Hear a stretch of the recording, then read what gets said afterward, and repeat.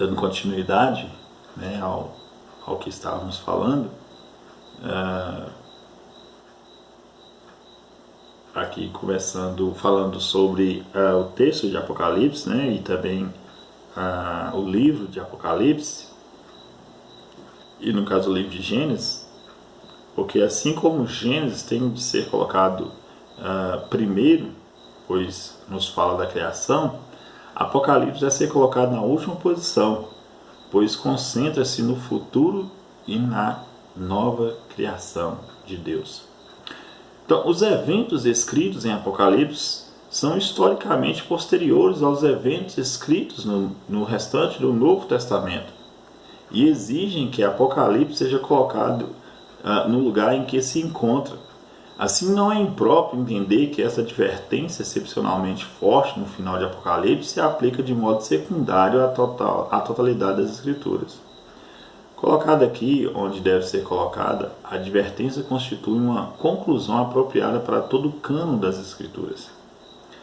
Então, juntamente com Hebreus capítulo 1, versos 1 e 2, e a perspectiva da história da redenção implícita nesses versículos, essa aplicação mais ampla de Apocalipse 22, versos 18 a 19, também nos indica que não devemos esperar que algum escrito, além do que já temos, seja acrescentado.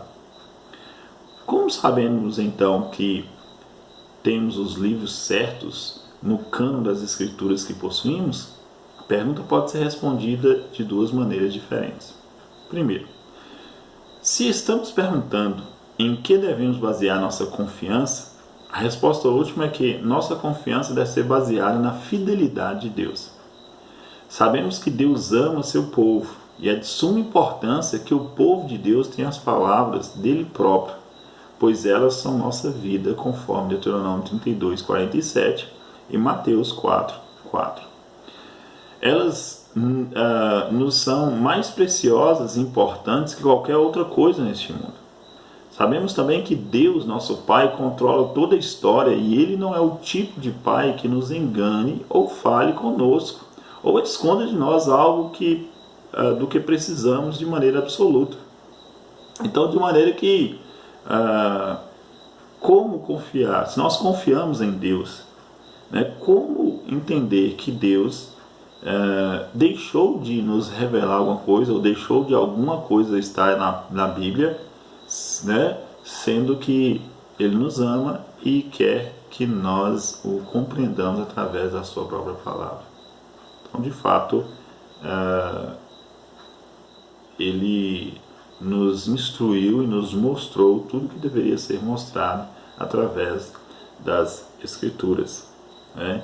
Sabemos também que Deus, nosso Pai, controla toda a história e Ele não é o tipo de Pai que nos engane ou fale conosco ou esconda de nós algo que precisamos de maneira absoluta. Então, a severidade das punições que, segundo Apocalipse 22, 18 e 19, vem sobre os que acrescentam alguma coisa às palavras de Deus ou tiram algo delas, também confirma que é importante o povo de Deus ter o cânon certo, não é verdade? Por quê? Imagine, né? Nesse sentido, se não há punições maiores que essas, né? Pois os castigos, são castigos de julgamento eterno, isso mostra que o próprio Deus atribui supremo valor ao fato de termos uma coleção certa de escritos inspirados por Deus, nada mais, nada menos. Isso quer dizer que, se Deus nos pune, e essa punição está descrita no cânon, isso nos mostra que não existe maior punição, ou não existe algo que não seja punido, além daquilo que o próprio cânon nos tem revelado, aquilo que a própria palavra de Deus nos tem mostrado. Então, isso mostra que o próprio Deus atribui supremo valor a essas escrituras, conforme foi dito. Então, em vista desse fato, seria correto acreditar que Deus, nosso Pai, que controla toda a história, iria permitir que toda a igreja, né, por esse tempo todo, fosse privada de algo que eles mesmos têm em alta conta e consideração, tão necessário para a nossa vida espiritual? De maneira alguma, né? Deus não ia privar-nos, Deus não ia deixar a igreja dele privada de algo que é essencial. Portanto, essa preservação e organização correta do cânon das Escrituras devem, em última análise, ser encaradas pelos crentes não como parte da história da igreja posterior aos grandes atos centrais da obra redentora de Deus a favor do seu povo, mas como parte integrante da própria história da redenção, como algo que Deus então deixou para que entendamos essa história. Porque assim como Deus agiu na criação no chamado do seu povo, Israel, na vida, morte e ressurreição de Cristo, e na obra e redação iniciais dos apóstolos, assim também ele agiu na preservação e na reunião dos livros das Escrituras para o bem de seu povo, para todo o período da igreja. Então, em última análise, portanto, baseamos na fidelidade de Deus a nossa confiança em que o nosso presente cânon é correto.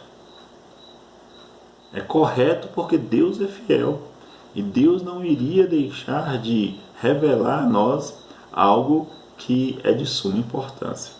Então, isso em primeiro lugar. Em segundo lugar, para se responder essa pergunta de maneira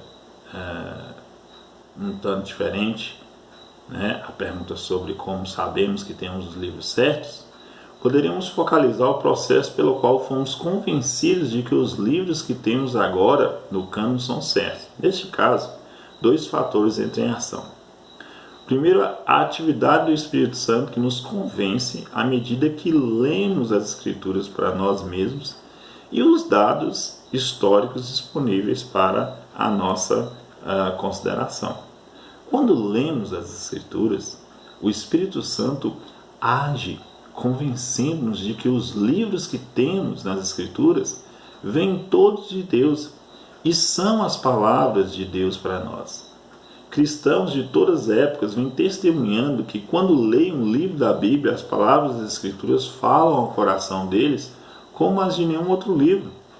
Dia após dia, ano após ano, os cristãos descobrem que as palavras da Bíblia são de fato palavras que lhes falam com autoridade, poder e força de persuasão tais que nenhum outro escrito possui. Com certeza a palavra de Deus ela é viva, ela é eficaz e mais cortante do que qualquer espada de dois gumes, que penetra até o ponto de dividir alma e espírito, juntas e medulas, e apta para discernir os pensamentos e os propósitos do coração, conforme nos relata Hebreus capítulo 4, o verso de número 12. Assim, nesse processo, né, nesse processo pelo qual somos convencidos de que o cânon está correto, também é auxiliado por dados históricos. É claro que se a formação do cânon fazia parte dos atos centrais de Deus na história da redenção, né, conforme falamos acima, anteriormente, então os cristãos de hoje não devem atrever a tentar por si mesmo acrescentar livros ao cânon ou subtrair algum deles. Por quê? Porque o processo foi completado há muito tempo, conforme dissemos em Hebreus capítulo 1, dos versos 1 e 2. Deus nos falou por seu Filho.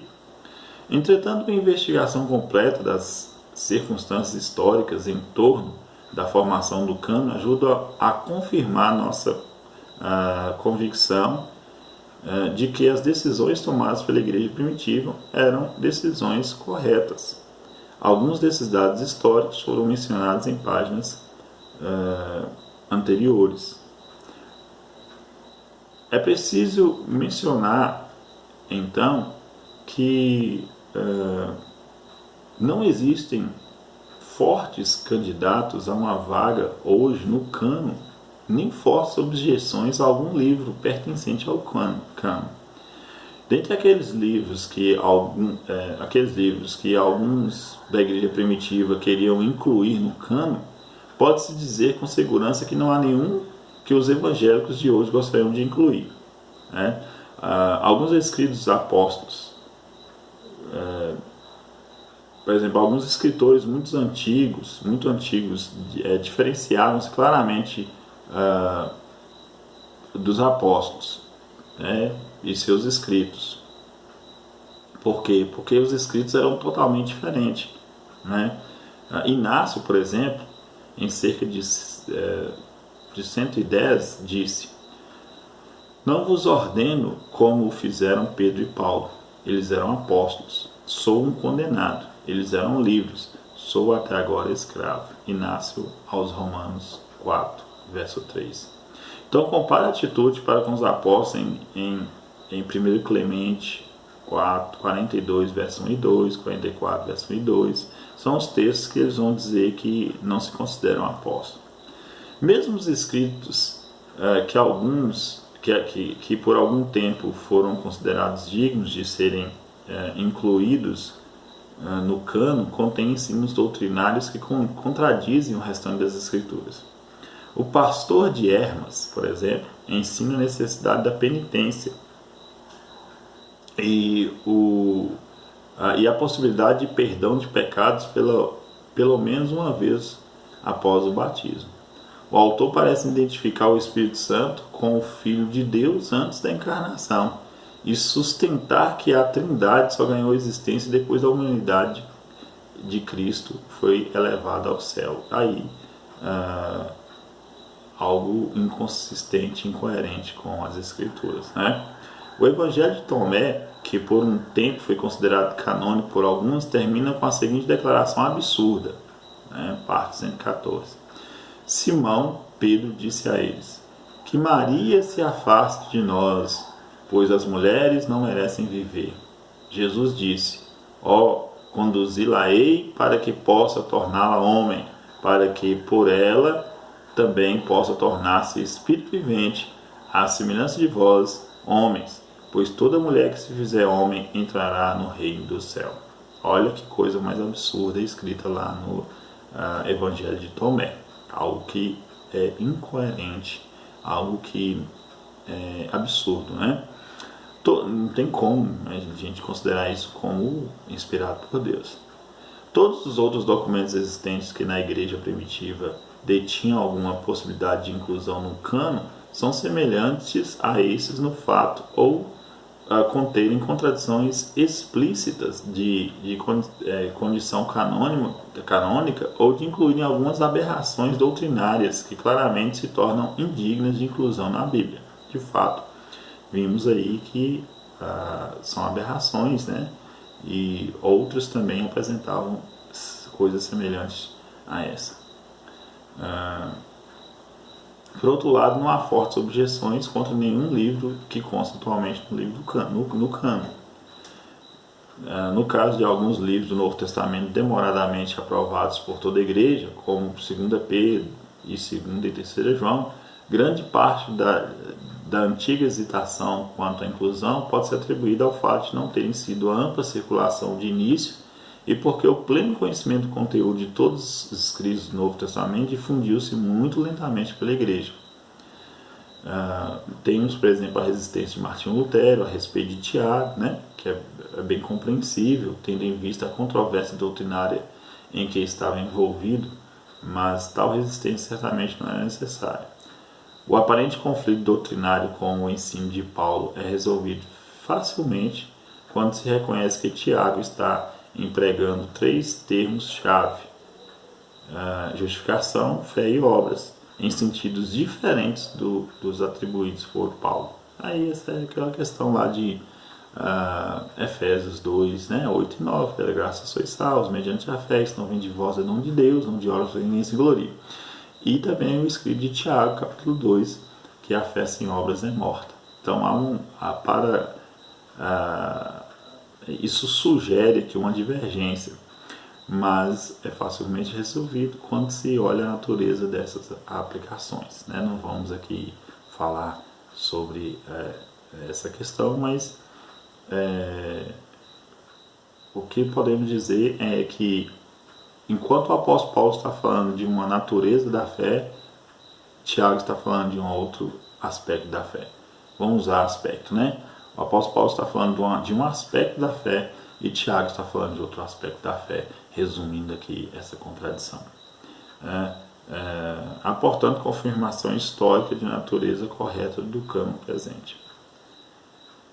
Então, ainda assim, é preciso lembrar, juntamente com qualquer investigação histórica, que o trabalho da igreja primitiva não foi de conceder autoridade divina, nem mesmo autoridade eclesiástica a alguns escritos meramente humanos, mas antes de reconhecer a característica de autoria divina dos escritos que possuíam tal qualidade, porque o critério primário da canonicidade é a autoria divina, conforme já havíamos falado, não a aprovação humana ou eclesiástica, né? Então, o que nós devemos falar sobre isso, né, em relação ao cânon, é que essa relação é muito importante, de que reconhecer essa autoria divina dos escritos é algo que é primordial, e a igreja primitiva então fez isso muito bem, tá? Então, para concluir, o nosso cânon atual contém livros que não deveria conter? Não. Podemos confiar nesse fato por causa da fidelidade de Deus, nosso Pai, que não levaria seu povo a confiar em algo por mais de 2000 anos, pensando ser sua palavra, caso não fosse, não é verdade? E vemos que a nossa confiança é confirmada repetidas vezes, tanto pela investigação histórica como pela obra do Espírito Santo, que nos capacita a ouvir a voz de Deus de maneira sem igual quando lemos cada um dos 66 livros do nosso atual cânon das Escrituras. Então, toda vez que vamos às Escrituras, nós somos impactados pelo Espírito Santo, né? Por essa voz que nos fala, que nos testifica, né, essas verdades. Mas faltaria algum livro que deveria ter sido incluído nas Escrituras, mas não foi? Claro que não. Em toda literatura conhecida não há candidatos que ao menos se aproximem das Escrituras quando se consideram sua coerência doutrinária com as Escrituras e o tipo de autoridade que reclamam para si, bem como a maneira pela qual essa alegação foram recebidas por outros fiéis. Mais uma vez, a fidelidade de Deus para com seu povo nos convence de que as Escrituras não carecem de nada que Deus considere necessário que conheçamos para obedecer a Ele e para nele confiar plenamente. O cânon das Escrituras hoje é exatamente o que Deus queria que fosse assim. E assim permanecerá até a volta de Cristo. Então, o que temos na Bíblia hoje é o que Deus queria que fosse. É o que Deus revelou. Então, confiemos nas Escrituras. Confiemos na veracidade desse livro. E amemos cada vez mais esse livro. Que deleitemos dele. Que venhamos extrair lições maravilhosas para a nossa vida. De maneira que nesta palavra nós sejamos edificados, instruídos a toda a verdade. Que Deus nos abençoe e que você possa achar nesse livro motivo de alegria, contentamento, paz, vida e, sobretudo, entender a nossa situação de pecaminosidade, mas também enxergar nesse livro a obra redentora